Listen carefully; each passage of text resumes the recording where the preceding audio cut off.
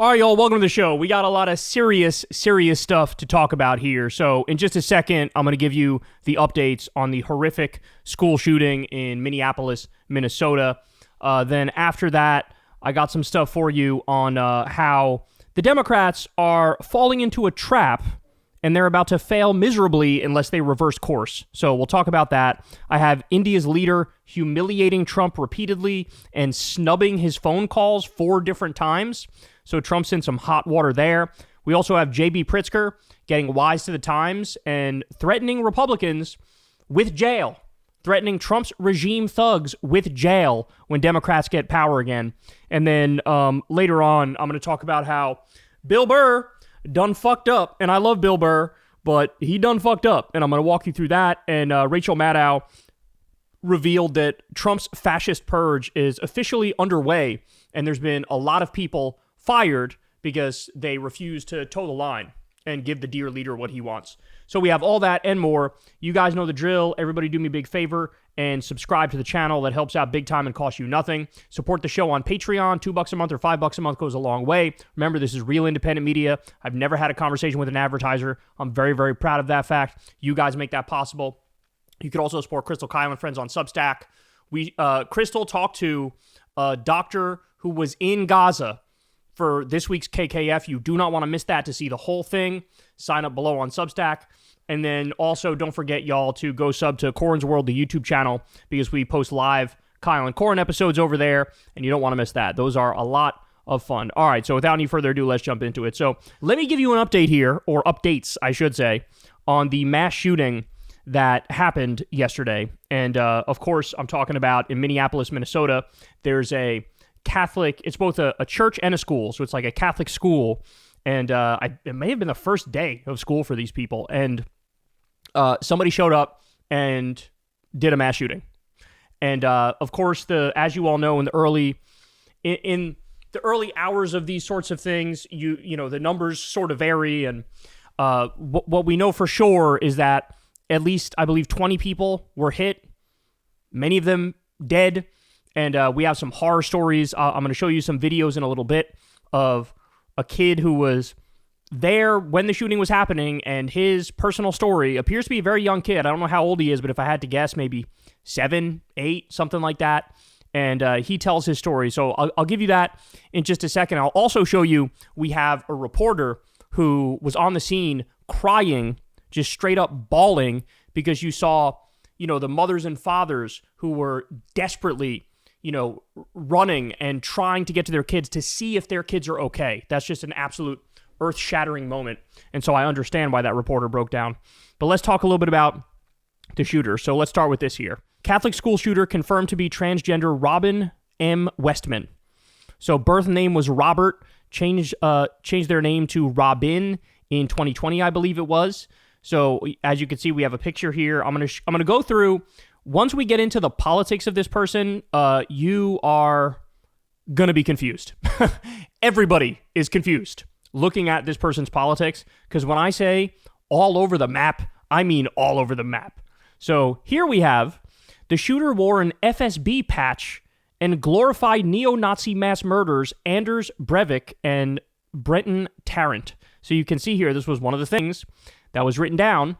We'll also get to all the writing on the clips here in a little bit. But look at this one. The Minneapolis shooter was a Nazi. We must do more to protect our kids from these bloodthirsty psychopaths, says Micah Irfan. And as you can see here, so this was one of the things that this person shared on social media. I believe it was in a YouTube video. It says extra thick, and it says Jew gas. Guy Bartkus, it says underneath. Okay, more. 6 million wasn't enough, this person said. That is without a doubt a Holocaust reference, saying 6 million Jews killed wasn't enough. I guess this is the same thing. It says Jew gas again. Okay, so that was some of the stuff that was written on the various weapons. This is from Republicans Against Trump.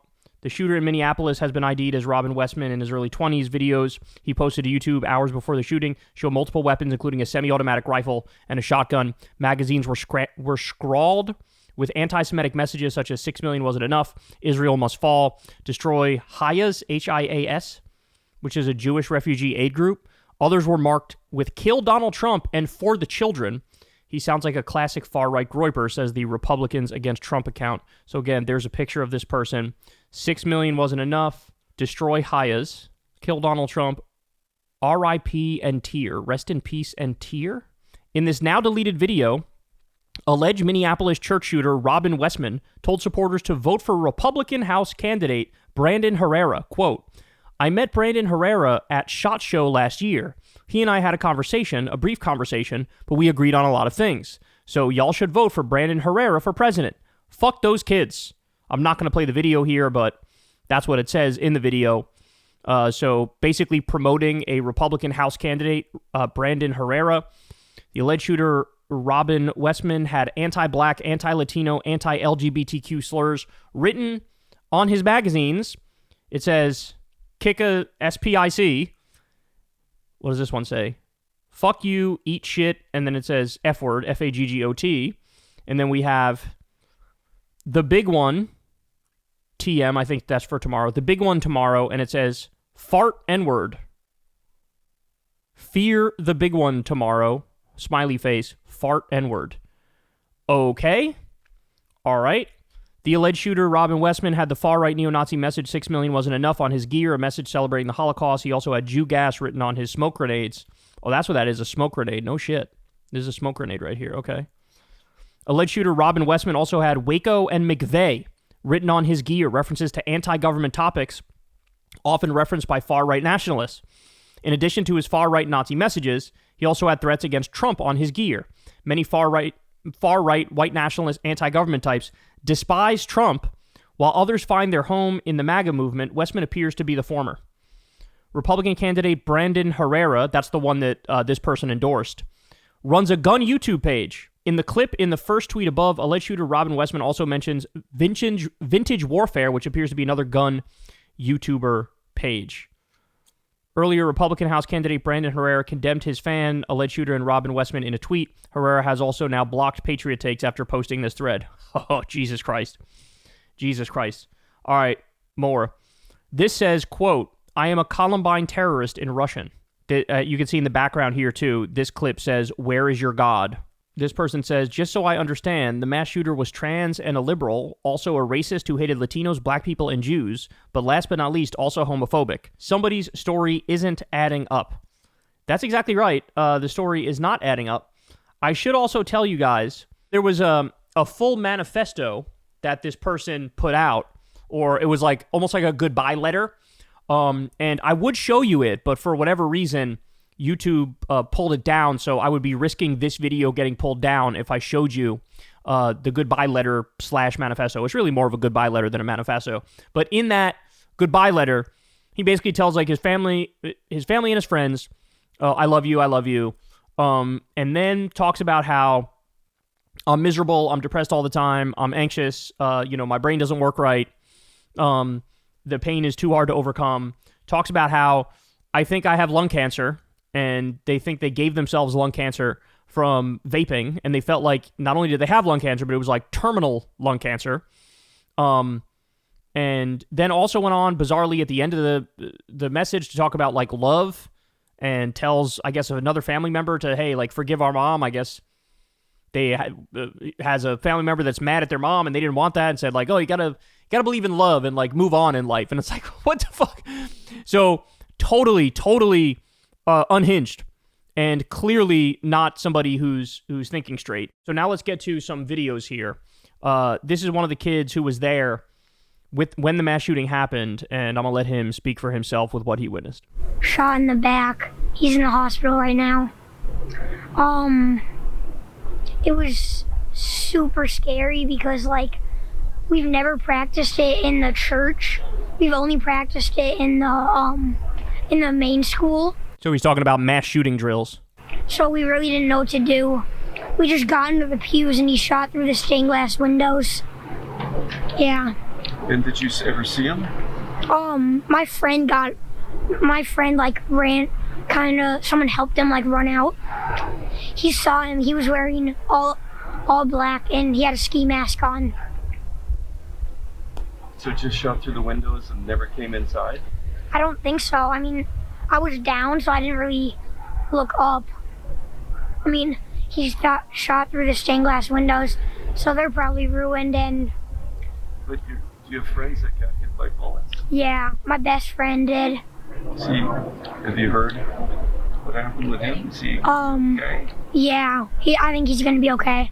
All right, now we got him again. Now this kid is on CNN. Here's what he says. Like, the shots fired, and then we kind of like got under the pews. It kind of they shot through the stained glass windows, I think, and it was really scary. What did you do after that?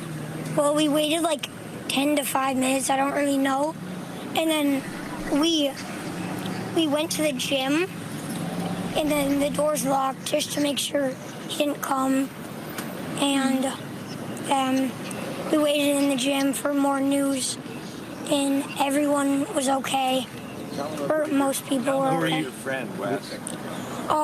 My friend got hit in the back. Did he go to the hospital? Yeah, he went to the hospital. What went through your mind when you saw that? I was super scared for him.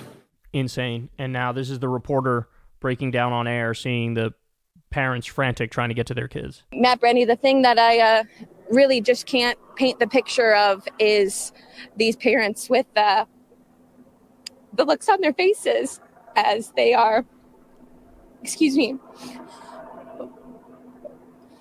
running up this hill, we understand, hoping that they're going to find their babies. Yeah, that's just absolutely terrible. It's absolutely terrible. And I have to say too, man, so one of the things that I saw this in a documentary not that long ago, that there was somebody who did a mass shooting years ago, and they left a death note basically saying, you need to study my brain when I'm gone. And the implication was like, something's actually fucked up with my brain. And come to find out, the person who did that had something, I don't know if it was a cyst or there was something pressing on the portion of his brain that controls fear. The fear area of the brain. And so this person was living in constant fear, constant panic, constant paranoia. And like, he was actually, like, his brain was actually broken. And that he was dysregulated. He couldn't have normal emotions. He couldn't reach homeostasis. He couldn't be just okay. And so that's what led him to be immensely violent. And there was another example, Dr. Ahmed, I believe his name is. This guy's like a brain scan specialist and a psychiatrist. He's had patients who have had, a history of violence. And then when he does the brain scan, he finds out there's something wrong with that area of the brain that controls your emotions, that controls fear and panic and sense of well-being. And also another thing is that CTE can really fuck you up in ways people don't realize. That's why a lot of people with CTE end up committing suicide or end up being very violent, is that it's literally the case that their brain is physically fucked up, where it's not just like a willpower thing. It's not just like, get over it or take this medicine, or no, like there's something structurally wrong with the brain. And so when I see a story like this, especially as contradictory as this shit is, right? Plenty of evidence this person is far right, no doubt about it. But then other people will point to, the kill Donald Trump thing, the fact that they're trans, and they'll say the opposite, that this evidence this person is left wing. And people are going to go off with whatever narrative they want. But based off the death letter that I couldn't show you because, again, we're risking a ban if I show you it. But the fact that they point out, like, I'm miserable all the time, I'm always depressed, I'm always anxious, I never felt right, lays all that out very clearly, thinks that they're dying. They probably didn't have cancer. Like, they might do autopsy and figure it out or not, but they probably didn't have cancer, but they've convinced themselves they had cancer. Why? Because their brain is actually physically fucked up, and that portion of the brain that controls fear and controls emotional comfort and stability is just not functioning right. So that's the biggest takeaway in my mind, is that the only way you can get somebody like this to do these horrible things, I mean, it should be a law that if somebody is a criminal, and certainly a criminal to this degree, they need to get a brain scan so that we know, hey, this is why this person is doing it. Because in many instances, we're talking about literally physically broken brain that is not functioning like a normal person, which leads to this incredibly antisocial, violent behavior. And when you go in there and you gun down innocent kids, I mean, it's hard for me to come to any other conclusion other than something's physically wrong with this person's brain. And how it got that way, I don't know. Your guess is as good as mine, but something is clearly physically wrong with this person's brain. Now, I should also point out, the school shooting at Annunciation Catholic School in Minneapolis, Minnesota is the 146th shooting at a K-12 school so far in 2025. Wow. 146th. This is something we have in this country. Other countries don't really deal with this. By the way, they posted a video on YouTube with all the guns, basically saying, like, I am going to do a school shooting hours before the shooting. Now, of course, possible, like, nobody fucking saw it, right? But it's also possible, and we've how many times have we seen this? We've seen this with other people in other school shootings a day before, 2 days before, the same week. I am now going to do a school shooting, they post. And, like, it's still not legal at the federal level for the government to just go in there and take the person's guns after they do that. Isn't that insane?